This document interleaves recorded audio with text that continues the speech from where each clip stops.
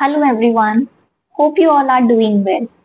I am going to begin this class with a quote, and the quote is hardships often prepare an ordinary man for an extraordinary destiny. This is a beautiful quote by Christopher Marcus that if hardships are there in our path, definitely we are going to learn a lot from them. And what is there on the other side of these hardships is an extraordinary destiny. Definitely, we are going to achieve extraordinary goals with hard work and by overcoming these hardships. So, always remember hardships are not to stop you from achieving your goals, but to prepare you for something extraordinary you are going to get in your life. So, never stop. Keep working hard. Cross every hurdle. Definitely, a beautiful, beautiful destination awaits you. Okay, so now let's begin with our class. Today I am going to discuss some important terms. Okay, so after these terms, it's only from the next class that I'll be beginning with our first topic, which is there in the syllabus, that is India and its neighborhood relations. I'm going to begin it with from the next class. Today, I'll be doing these important terms. So these two, realism and liberalism, these are the two important theories in the international relations. These are basically school of thought or the theories we can call in the international relation. There are various other theories as well, like feminism theory is there in context of international relation, post-colonialism theory is there, idealism is there. These are various other important theories, but these two are the most important one. That's why I'm discussing them. Another like balance of power, the most used term, especially in the present context and also in the context of India, like how India is acting as a balancing power or this. Then is diplomacy. The difference, most important difference which students are generally unaware of. What is a nation? What is a nation state? And what is a state nation? Okay. Then is word order. We must have read about unipolar word, bipolar word, multipolar word, especially when it comes to present word, we call it as multipolarity. So what it actually is, we are going to discuss it in detail. Then foreign policy and what are the determinants of the foreign policy of the country. We are going to discuss about all these things. So let's begin it with the schools of thoughts of international relation. So the first thought is of realism. So realism, it actually explains the reality of the international politics. Main thing is power is the central theme. And what the countries want in international politics is what they're concerned about, that is the national interest. Everyone wants power. What everyone is concerned about is their own national interest, right? So we can say, and also the important thing is at international level, there is anarchy. There is absence of any in charge internationally, right? It's that every country is just focused towards their own international or own national interest. At the international level, there is nobody basically who is having in charge. Like हम बात करें जैसे at the country level, we talk about is we are having police, we are having military, which is keeping a check on the internal affairs of the country, right?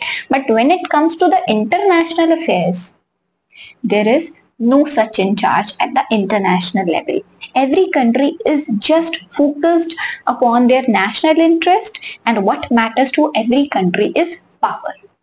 The more the power you have, the more the national interest you will be able to secure. This is what the school of thought of realism say, that there is anarchy at the international level. Every country is just focused on their national interest, and what they care about is just power. right? This is what the theory of realism says. Next comes the theory of liberalism.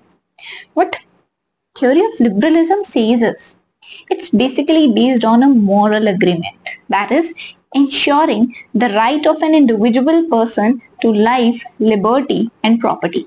See, realism में क्या था कि अगर हम morality की बात करें और एक बात करें पावर की और मोरालिटी की, अगर इन दोनों में से देखा जाए, when it comes to realism, तो उसमें they are more concerned with power. In case of realism, they are more concerned with power. But when it comes to liberalism, they value morality more than power. यहाँ पर इन realism की बात कर रहे थे तो they were more focused on the national interest, right, and not on the individual moral qualities or something. But when it comes to liberalism, individual person की life, liberty, property, so these are the highest goal of government as per the liberalism theory. जो liberalist हैं वो ये believe करते हैं कि किसी भी गवर्नमेंट का जो हाईएस्ट गोल है that is to ensure that every individual is having the right to life, liberty and property. There are three interlocking factors which actually describe the liberal world. There are three factors. What are these three factors? One is international organizations. Just like United Nations is there, IMF is there, World Bank is there. Next thing is free trade. Free trade is किस तरह से अगर हम free trade पे की बात करें तो if there is free trade, there is going to be increase in trade, there is going to be increase in interdependence, and this is going to decrease the conflicts between the countries and definitely decreasing the war kind of situation, and definitely it is going to be more in favorable of the individual people because people won't have to suffer in that case. Then is international norms. International norms की बात करें तो there is cooperation, human rights, rule of law, and all these three factors, what they are focused on is morality is the basic thing. These United Nations, IMF, World Bank, these international organizations are working towards peace at the world level. Free trade is actually making interdependence more and decreasing the conflict. And international norms, so actually these three things are going to move the world towards a liberal world where the rights of the humans are going to be focused on. This is the view of liberalism. So अगर just देखा जाए तो realism और liberalism एक दूसरे के opposite theories हैं. अगर रियलिज्म की बात की जाए तो उन्होंने बोला है कि पावर जो है वो सेंट्रल थीम है.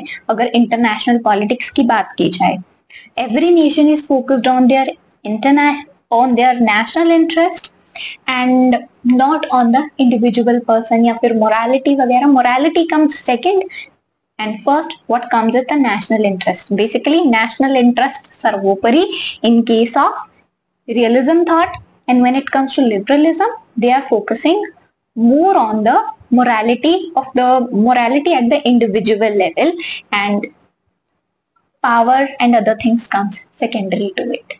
So these are the two different thoughts of which is there in the case of international relations. Now, there are various other terms. So the first term is balance of power. It's just like equilibrium. So let's understand. अगर आप लोगों ने थोड़ी बहुत भी chemistry पढ़ी है, which is there in the 10th class itself, तो अगर आप लोगों ने पढ़ी है तो there is this.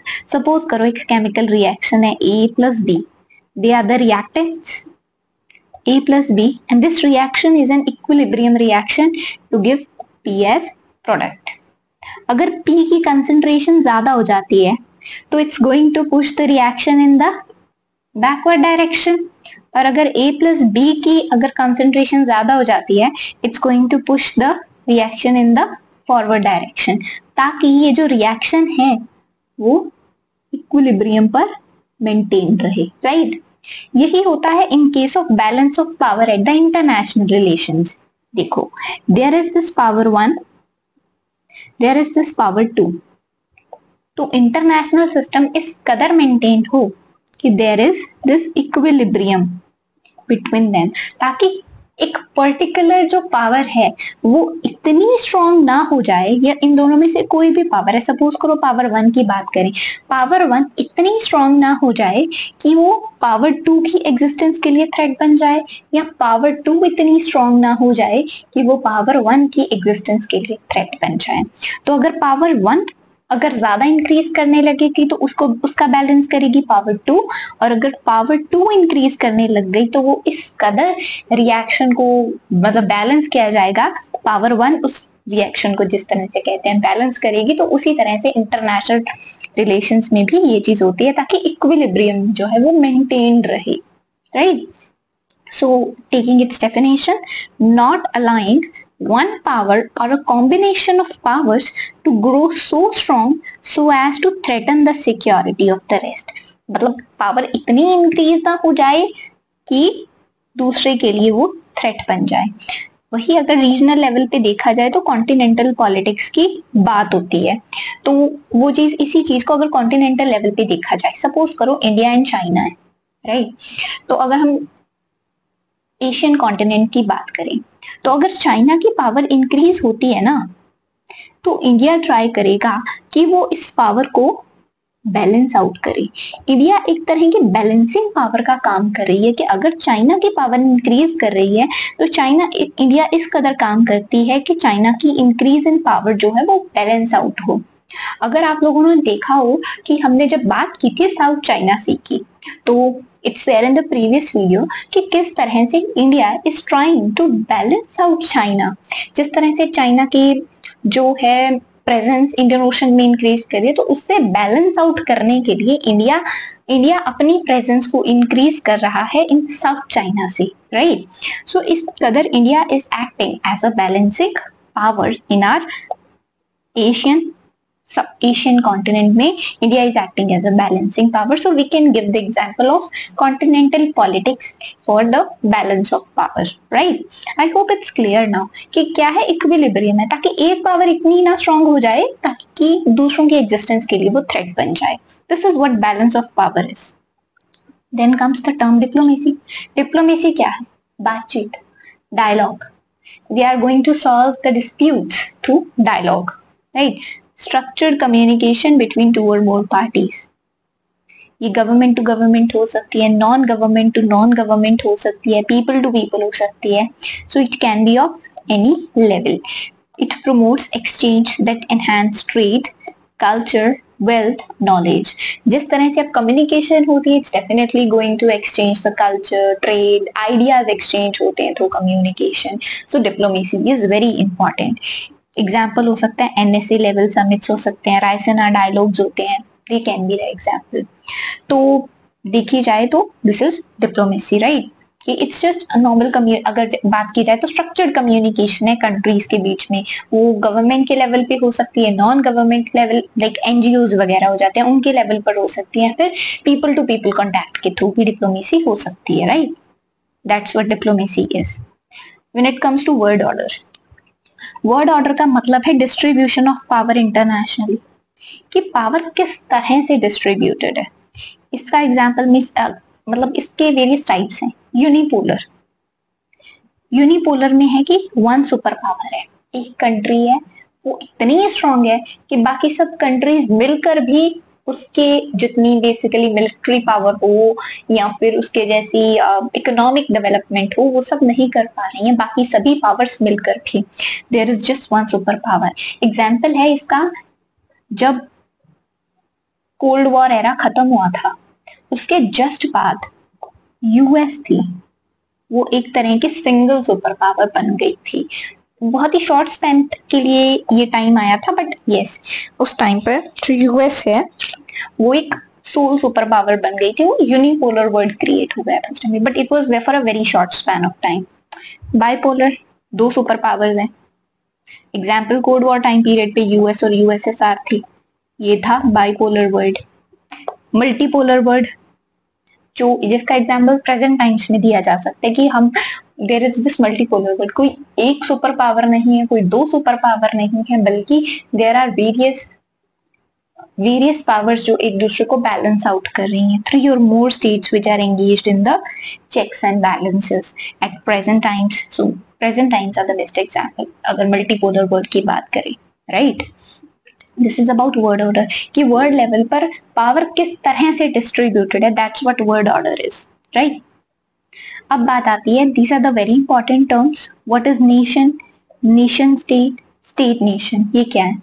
When it comes to nation, nation is a group of people sharing ethno-linguistic similarity. People, it's important to understand. Nation का मतलब ये नहीं है कि नेशन का मतलब ऐसा नहीं होता कि अगर आप एक पूरी कंट्री है, जैसे इंडिया है, इंडिया एक सिंगल नेशन नहीं है. इसमें है कि group of people are there who are sharing ethno linguistic similarity. This is what makes a nation. India की बात करें तो इसके अंदर वेरियस नेशंस आ जाते हैं. अब नेशन स्टेट क्या होती है उसको देख लें. Group of people living in a territorial bounded sovereign polity, right. Group of people है, एक पर्टिकुलर टेरिटरी में रह रहे हैं, सॉवरन गवर्नमेंट है वहां की, सॉवरन, और इस चीज को कह देते हैं कि that is a nation state. अब इंडिया की बात की जाए तो इंडिया क्या है? It's a nation state which is having several Nations. Nations क्या है? ग्रुप ऑफ पीपल जिनकी एथनो लिंग्विस्टिक सिमिलैरिटी है. अब इंडिया में तो कितने सारे ग्रुप ऑफ पीपल होंगे इस तरह से, राइट. तो that's why India is actually a nation state. Nation state जिसकी एक गवर्नमेंट है, वो सॉवरन है और ग्रुप ऑफ पीपल वहां पे रह रहे हैं और एक पर्टिकुलर टेरिटरी है. इंडिया एक नेशन स्टेट है जिसके बीच में बहुत सारे नेशंस हैं. That is what nation state is. State nation जो पर्टिकुलर स्टेट्स होती हैं जैसे हमारी, उन्हीं को स्टेट नेशन कह सकते हैं. स्टेट्स कंप्राइजिंग अ कंट्री, मतलब हमारी कंट्री में जैसे डिफरेंट स्टेट्स है ना, that's what called as a state nation. State nation, तो these states are comprising to form a country, that's a state nation kind of thing, right. अब बात आ जाती है, और हाँ एक और चीज सुनी होगी आपने, that is a civilizational state, right. India is a civilizational state. Like we are having a past civilization, like for long time we are having some history, we are having historical civilization just like from the times of Indus Valley civilization, right. That's why India is a civilizational state. China is a civilizational state. This is also another term. अब बात आ जाती है foreign policy की. Foreign policy होती है क्या? complex and dynamic political course that a nation follows or a country follows in relation to the other states. मतलब कि किस तरह का political course we are following towards the other countries. That's what our foreign policy is, right? There are various elements which determine the foreign policy. Sovereignty of the states. Sovereignty of the states, कि हमारी sovereignty maintained रहे, that is हमारी territorial integrity saved रहे. हम इस तरह से अपनी फॉरेन पॉलिसी को फ्रेम करते हैं. इंटरडिपेंडेंस, हम देखिए अब नेशंस के अंदर बहुत सारा इंटरडिपेंडेंस है. Like we are dependent on various other countries, so that's why it necessitates the theory of bargaining such as to achieve the maximum advantage. What is written here is कि interdependence बहुत ज्यादा है, right, जिसकी वजह से बहुत important हो जाता है कि हम इस तरह से फॉरेन पॉलिसी को डिजाइन करते हैं कि हमारे लिए वो मैक्सिमम एडवांटेज, लाइक उससे हमें मैक्सिमम एडवांटेज मिले. So that's what interdependence is. Next is domestic and international circumstances. जो भी डोमेस्टिक लेवल पर सर्कमस्टेंसेस चल रहे हैं या जो इंटरनेशनल लेवल पर सर्कमस्टेंसेस चल रहे हैं, हम उन चीजों का ध्यान रख के भी अपनी फॉरेन पॉलिसी को डिटरमाइन करते हैं, राइट. अब आ जाते हैं कि what are the specific determinants. Specifically देखा जाए तो फॉरेन पॉलिसी किस किस चीजों पर डिपेंडेंट होती है. So let's see them in a great detail. Internal factors भी हो सकते हैं, एक्सटर्नल फैक्टर्स भी हो सकते हैं, राइट. इंटरनल फैक्टर्स की बात की जाए तो we are having historical and national values, geography, culture, national capacity ही देखा जाएगा. Military, like it's included in the national capacity only, so let's keep it as national capacity. International environment कैसा है, इंटरनेशनल ऑर्गेनाइजेशंस हैं. So all these things determine the foreign policy of a nation. Let's discuss them in detail now. अब जैसे एक बात example देते हैं हम इन चीजों के. I have written few examples. I would request you people to basically collect more examples, because this is also important from the exam point of view, because they can actually ask you a question or you can include these example in various other questions as well, right? कि किस तरह से हमारी जो foreign policy है वो determine हो रही है, right?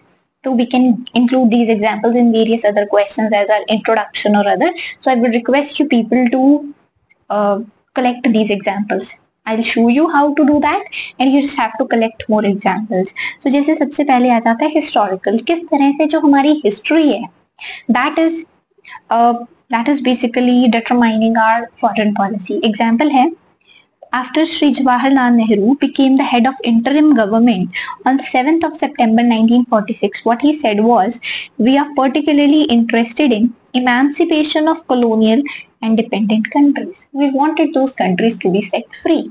We were in support of the freedom movement of the countries of Indonesia, Algeria, Vietnam, Morocco. So we were basically focusing on them.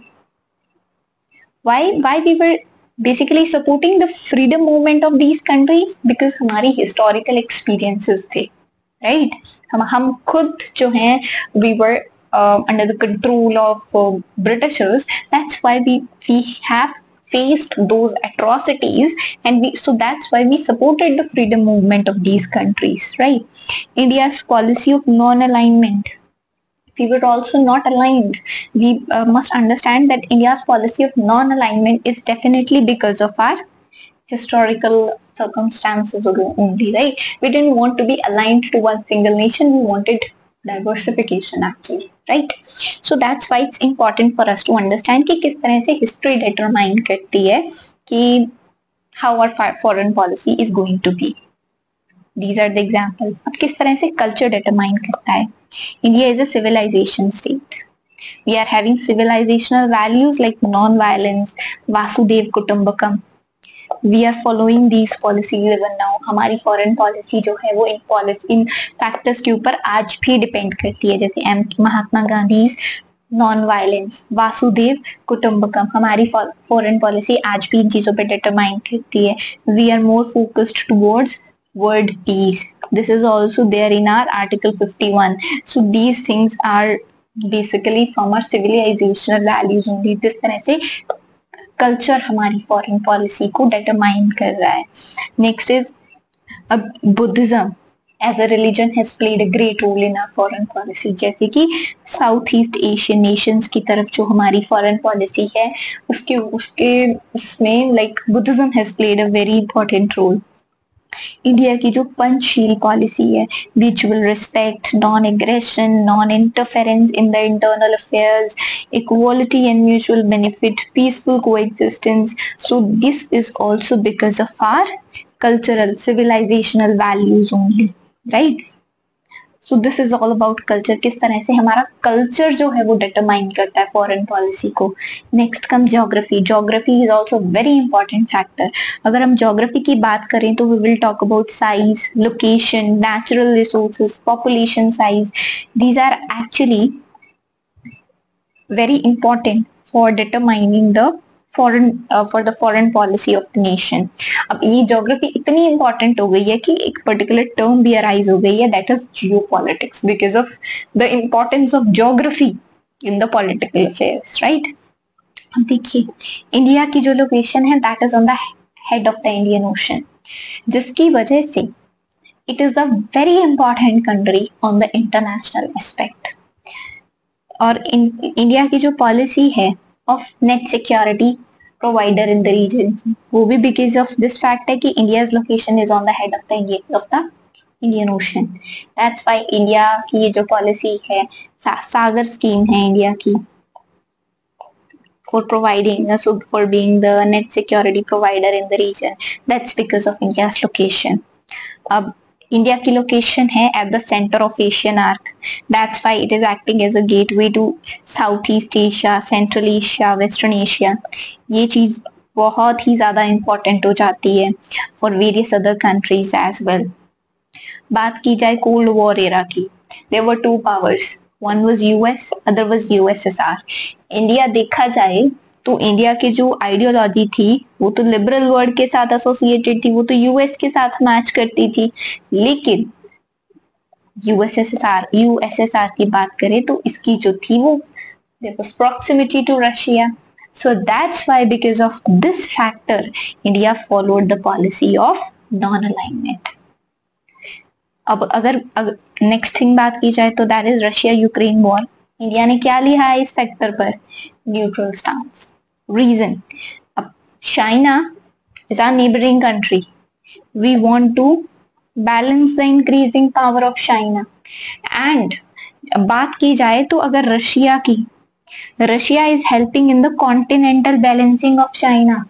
Waste की बात की जाए that is helping in the maritime balancing of China, जिसकी वजह से we are having a neutral stance. कि किस तरह से इन कंट्रीज की जो लोकेशन है that is playing a very important role. अब चाइना हम चाहते हैं क्योंकि चाइना हमारी विसिनिटी में है, हमारी नेबरिंग कंट्री है. We want to balance this power क्योंकि we want to balance it. That's why continental balancing भी इंपॉर्टेंट है और मैरीटाइम बैलेंसिंग भी इंपॉर्टेंट है. कॉन्टिनेंटल बैलेंसिंग में हेल्प कर रहा है रशिया और मैरीटाइम बैलेंसिंग में हेल्प कर रहा है वेस्ट. सो दैट्स व्हाई कहने को हम कुछ भी कहते, this is one of the most important reason that India is maintaining a neutral stance in case of Russia Ukraine war. And also we are going to include it in the other question as well कि अगर पूछा जाए India stance in the Russia-Ukraine war, so we can include this as a reason. Next come the critical minerals. So at the present times, critical minerals are definitely very important. Basically include lithium, it includes cadmium. There are basically 30 elements like this which have been included in the list of critical minerals. And because of the concentration of these minerals in specific countries, this is also going to determine the foreign policy. Okay, so example can be agreement with Australia for the critical minerals, agreement with Argentina for lithium. Okay, so these are the very few examples. You may search for more example related to this. Taking example of other countries, so basically Russia. Now Russia has waged a war against Ukraine because of the fact that Ukraine has said or has desired to join NATO. So since East European country it is, Ukraine is an East European country, and because of its proximity to Ukraine, that is the main reason that Russia has waged a war against it. So concern about East European countries joining NATO. So basically this is the reason, proximity to these countries is the reason because of the Russia's concern. Okay, another thing, if we talk about USA is having deep involvement with the South American countries. Okay, so because of the proximity to these countries. So this is how it actually is कि किस तरह से geography impact करती है to the foreign policy of a nation. This is very important. This can be asked as a separate question as well. Okay, कि how geography is actually determining the foreign policy of a nation. Another thing, now comes the national capacity. It basically includes these four things like military preparedness, technological advancement, modern means of communication, economic development. देखो military preparedness का example अगर हम बात करें तो we can talk about Operation Shakti of India. It was only after this Operation Shakti when India became a de facto nuclear weapon state that US started to develop the partnership with India. It's only after this thing that US has started to develop a kind of better bond with India. Before that, US was not interested in bonding or with a better partnership with India. It was not interested before that. Okay, and now it is such a situation that one of the most important factor of cooperation between India and US is defense. So it's just because of the military preparedness of India. Another important point can be taken in the case of Russia. Our instance on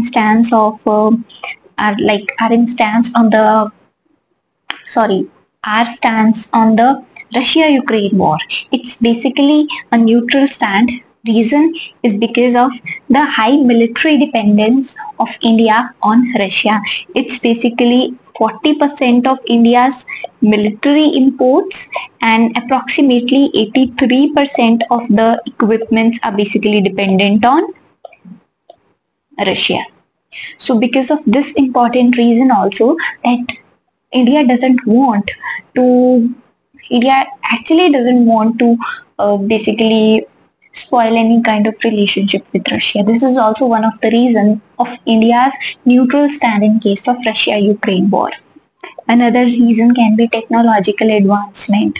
Various regions, because of the exchange of technology, it can be one of the reason, right? That we are having we are like this can also determine the foreign policy because of the technological exchange which might take places like between India and US. You can take example of India and Japan. You can take an example of, right, modern means of communication. Modern means of communication, it can be either railways, either it can be other means of communication, be it like mass communication kind of things can be there, or various these reasons can also be there for the foreign policy. Like they can also determine economic development में देखा जाए तो India has now become the fifth largest economy in the world. So since India being the fifth largest economy, its engagement with the other nations has also increased. Okay, so that's also one of the main reasons. Okay, so another thing is this was all about the internal factor. There are various external factors we read about the international organizations, right? International organizations, they were there. We were talking about international various. They are having various. We are having international laws. We are having international laws and conventions are there, right? So basically, based on all these laws, conventions, norms, all these are going to determine the foreign policy of the nation. And actually, these do not need any explanation. We can readily give the examples of that. So ये organizations के example में हम UN का example दे सकते हैं, हम various regional organizations का example दे सकते हैं world level पे, जैसे हम IMF का example दे सकते हैं, World Bank का example दे सकते हैं. तो किस कदर यहाँ पर जो पॉलिसीज होती हैं, फिर WTO का एग्जाम्पल दे सकते हैं कि किस तरह से it is going to maintain free trade को किस तरह से, और how it is going to determine the foreign policy of a nation. So we can easily give the example of these things. These are basically the external factors. Okay, so all these things must be remembered.